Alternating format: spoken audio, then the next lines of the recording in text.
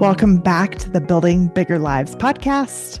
We are here today to talk through something that we all face in this industry, whether you're in mortgage or real estate, creating predictable performance in an unpredictable market. I'm Kathryn Peterson here with Michael Regan, my co-host, and thanks for being predictable and being here today. That's a great introduction.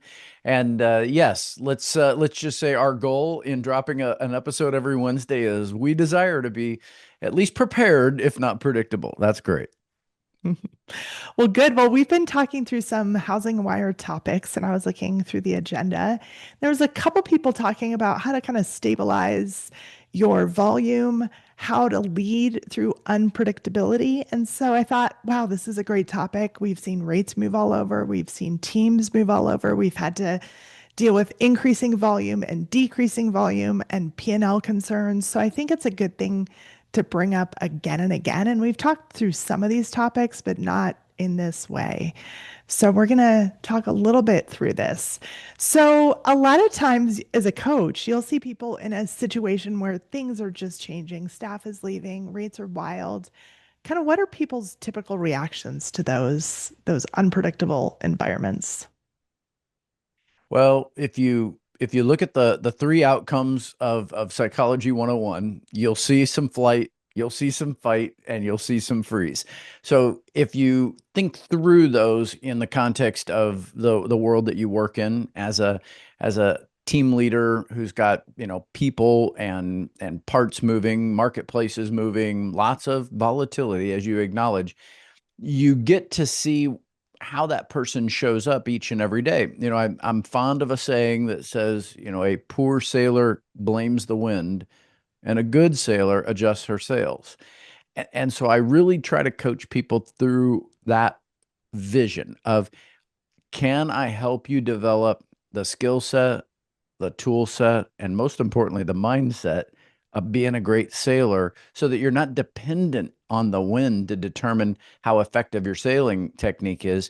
You're going to learn how to sail in all kinds of conditions. And if I can get them thinking that way, we end up focusing more on what they can control or what they can influence Mhm. rather than being blown around by things they really have no control over. So that's usually the framework, but we can dig into any of those topics because there's a lot there. Yeah, there is, that's for sure. Well, and I think one of the things that we can control is our systems. But something that was in the notes as I was pulling this together is a lot of people create systems assuming that the conditions will stay the same, that you'll have these teammates, that you'll have this process. But let's say those conditions switch. So now what you thought you can control, now you have to change again. So talk me through how to create systems that are flexible and adjustable to crazy times. You won't be surprised by this answer, Catherine. I'm going to back it up one step by saying I think this is why mindset is so important, because if you have a fixed mindset that says this is the system I'm going to create, these are the people and the tools and the technology I'm going to plug into it, and these are the outcomes I can expect, then of course when the conditions are neutral, you'll probably really enjoy it. You'll get great results and you'll conclude, wow, I'm really handling this well. I'm leading well. Everything's going according to the plan. But your point is really well taken, and I think really great leaders have the mindset of contingency always in the mix from the beginning. So contingency allows them to think through what happens if, and they spend time actually playing out those scenarios. It's no different than we see in maybe our military. They have to come up with contingencies for scenarios that the enemy might throw at them and disrupt the plan that they created. If not, very bad things happen. Well, thankfully, we're running a business. We're not usually talking life and death in most of these circumstances. So it's much easier to get someone to think through those because the consequence of those results maybe aren't so dire, but they're critical. So that's where I'm going to spend my time as a coach, is making sure they have a a growth mindset from the get-go that says, let's don't get locked into fixed of, oh, I'm going to create this great system. I've got these great people and we've got this great market opportunity and let's dive into it. Wonderful. That's the benchmark. Now let's design the contingencies around that. And that can frustrate some folks because they feel like, oh, you're pumping the brakes when I wanted to hit the gas, or I lit the fire and now you're pouring water on it. No, I'm preparing you for what I think you and I both know is inevitable, which is change. Because boy, oh boy, the one thing you can count on in the housing industry is things always change, and they very rarely are as predictable as we'd like them to be. Yeah, it's so true. And I think the part of that change we have to think through like 5 steps ahead of, hey, who's my next hire, even if it's in a year? And if I have to grow, what will I need to add to my business? If I need to shrink, what will I take out of my business? So I think those are all questions that leaders should all be asking themselves of how do I not only have predictable volume, but how do I have predictable profit? And I think those two can really be a tough balancing in our brains of, hey, how do I keep both going and both strong at the same time? And I think that's a difficult question for a lot of originators and leaders to manage. Yeah, you're reminding me of an episode we recorded probably going on a couple of years ago now, where we talked with Coach Greg Harkavy from Building Champions about why a life plan is your strongest business tool.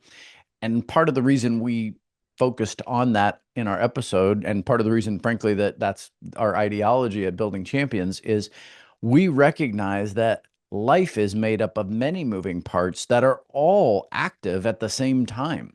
And so having a tool that allows you to acknowledge that, and that when we put effort and energy into one area, sometimes the focus shifts away from another area, and what's the cost or the impact of that. It's a tool that allows us to develop the skill they need as a leader of, how do I manage the complexity of lots of moving parts, recognizing that any one of them at any point could change for reasons that I may not have much control over, and yet I'm still going to have to deal with it. And so a life plan becomes a great tool in which to practice that skill.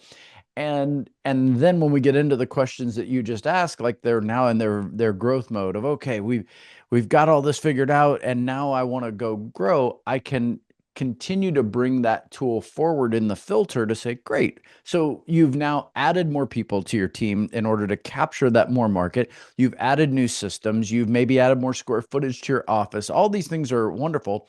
How does that impact some of the margin that you were fighting for, that you were going to use for things like more family time or your workout routine or the hobby that you were seeking?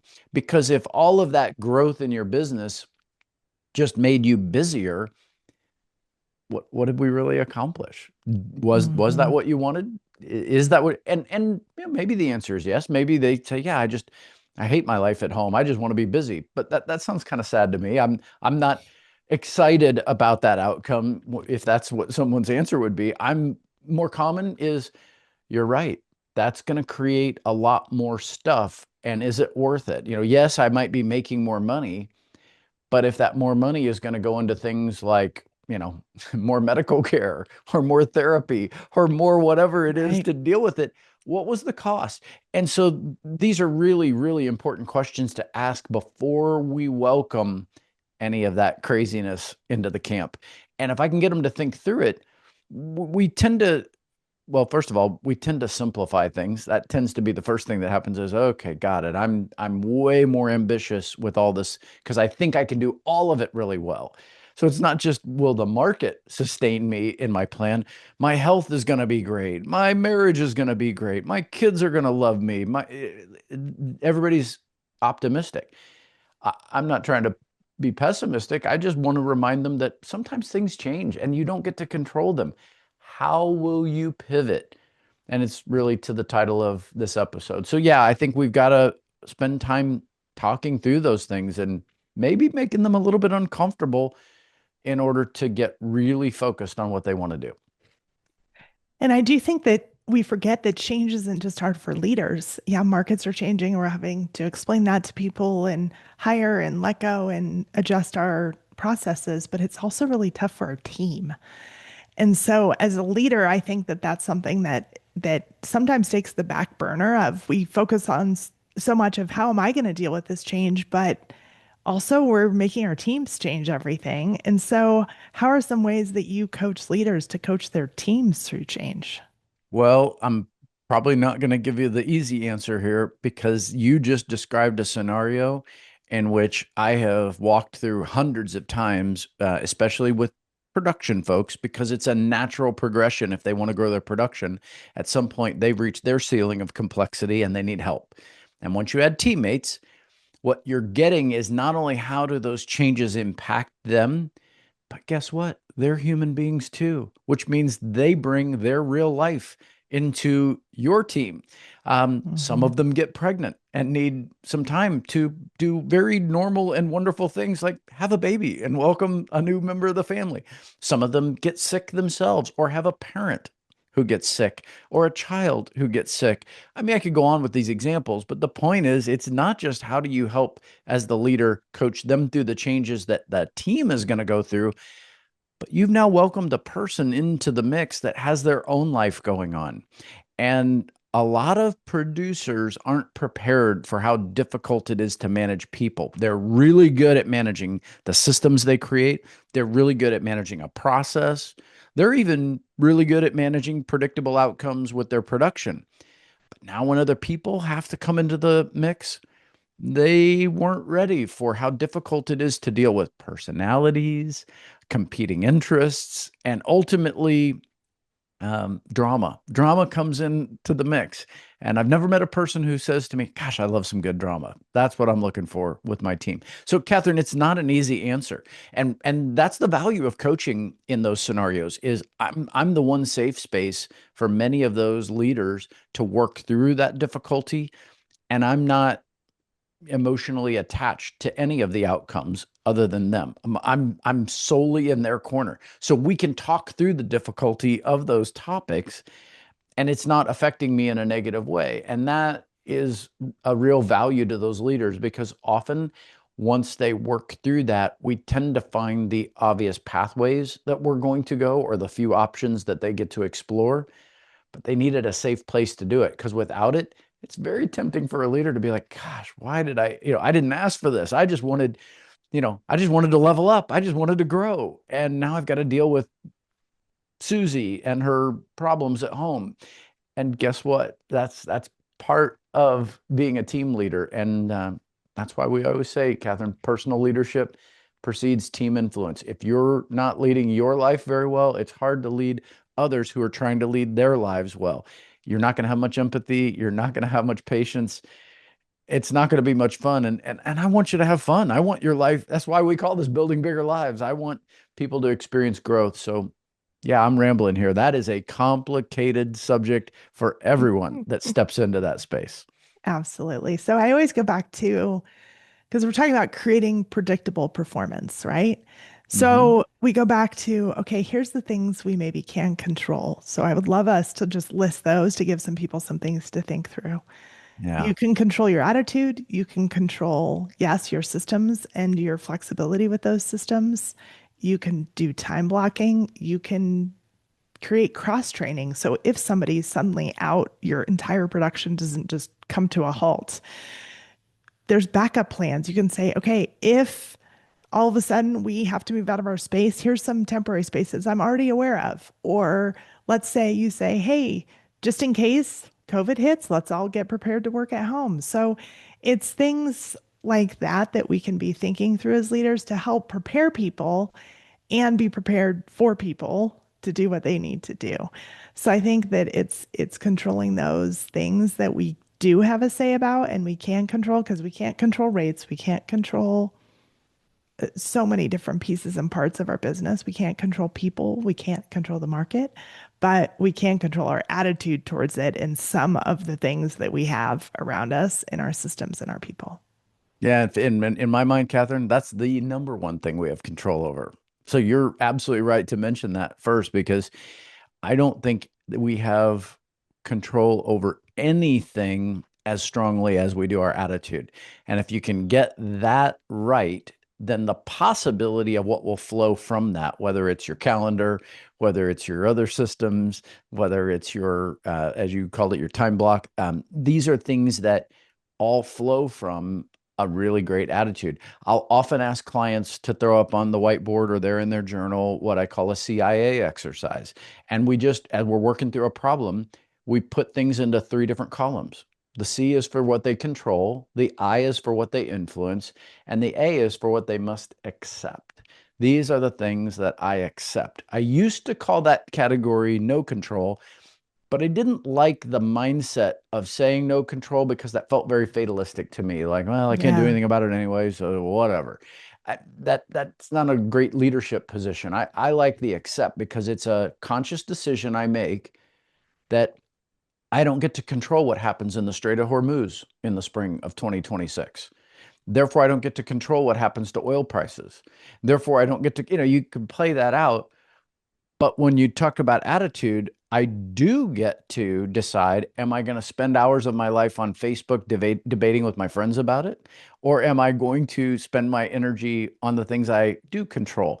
What's my attitude about that? And if I choose the control category, I find out there are a lot of things that fall over into that influence category, meaning I don't have total control over them, but wow, does my attitude influence maybe the room I'm walking into, or the meeting that I'm having, or the difficult decision I need to make, or the problem I'm going to solve?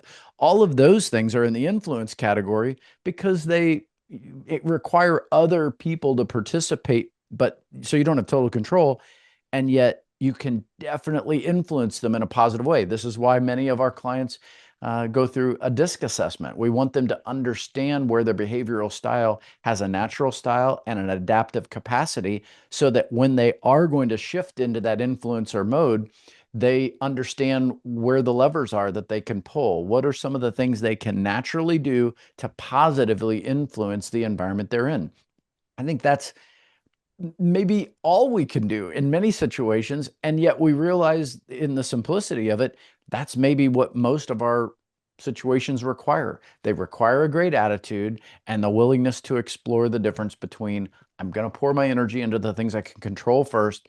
I'm going to make sure I influence the things that I can to the best of my abilities. And I'm simply going to accept that there are a lot of things I'm just not going to get to control right now. That's where I think this topic is really interesting because most people will tend to want to solve it with, well, my contingency is a better system or a different system, or my contingency is, well, if this person leaves, then I'll hire that person. All possible, but make sure you don't skip over the attitude piece. I'm so glad that's the one you mentioned first. The other thing I'm going to bring up as it involves attitude is try to not get stuck. I know people who something happens, rates go up, and they like just stop showing up to work, or they don't make any phone calls because they don't want to face the music, and they can just get stuck. And I think it's recognizing when you're stuck and saying, okay, what do I need to do to continue to forge ahead? Even though things are unpredictable, even though I didn't know things were going to go this way, okay, what can I circle back to? So I think that's another piece that I'll see people just freeze when things are unpredictable. But honestly, they always are. It just is how you look at them and how you wake up the next day and say, okay, this is what I'm going to do today.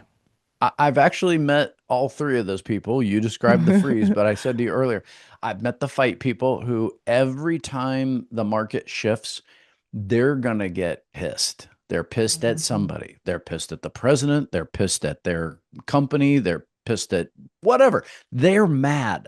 That's their first reaction all the time. It's just instant anger. If that's you today and you're out there listening, I just want to hold up the mirror and say, just realize that is the level of influence that you have control over. You have control over whether or not your reaction to every external problem is anger and frustration. So I've seen the fight, I've seen the flight. How about this one? The person whose resume is now 6 pages long on LinkedIn because every time something goes bad, they leave their company. You and Mhm. I know these folks, and we care about them, by the way. It doesn't make you a bad person if you fight or a bad person if you flight. But again, I'm going to hold the mirror and say, if that's you, if every time something's wrong, the only solution is I've got to get out of here, that begins to paint a reputation for whether or not you're going to handle things when things get rough, because they always get rough. Things will always be rough at some point. Yes, we celebrate those seasons where things are calm and cruising, but that's not the norm. We all get paid big money in the housing. This is a topic nobody likes to talk about. We get paid big money as real estate agents and mortgage lenders to solve really difficult problems. We should be doing backflips that somebody wants to pay us to solve these kind of problems. And we act like we're above it. We act like this is annoying. We act frustrated. If it was easy, no one would pay us this much to do it. So Mm-hmm. I think part of this is realizing that the fight, the flight, and the freeze are all real. And as a coach, at least, I want to have empathy for all three of those. But I have to hold up that mirror and get them to recognize this is what you look like in the situation. If your team resoundingly says, yep, his first reaction is he's mad, we have to recognize that that's your reality, and that will shape the outcomes that are going to come next. All those contingencies we talked about up front won't matter if the answer is it doesn't matter what we try, he's always going to be mad. So we Mm-hmm. have to recognize that that's in this mix. So yes, we want to have some contingency plans, but I want to deal with, which version of you is going to show up? Is it going to be fight, flight, or freeze? And let's attack that first so that maybe we develop a fourth option that nobody saw, which was, I'm going to have this really great attitude and we're going to figure it out. That's the fourth F. We're going to figure it out. Mm-hmm. I love it. All right. So with that, I'm going to start to wind things down. So maybe ask yourself, hey, with this unpredictability that we've had in the last 2 years, how are you facing that? How are you reacting with your team? How are you leading your team through that change, through that adjustment? Are you able to create predictable performance? And if not, what are some things that you can do to keep that more consistent? Michael, any closing thoughts?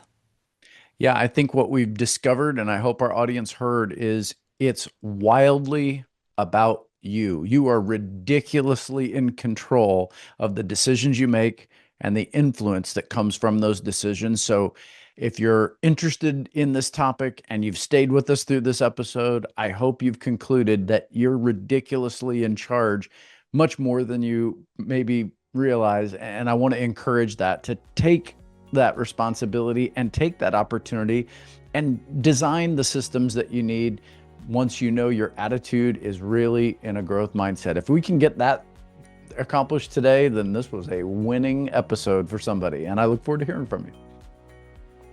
Great. Well, with that, thanks so much for listening to Building Bigger Lives. You can find us on Instagram, YouTube, Apple, all the places you listen to your podcast and watch your podcast. Thanks so much for joining us, and have a great day.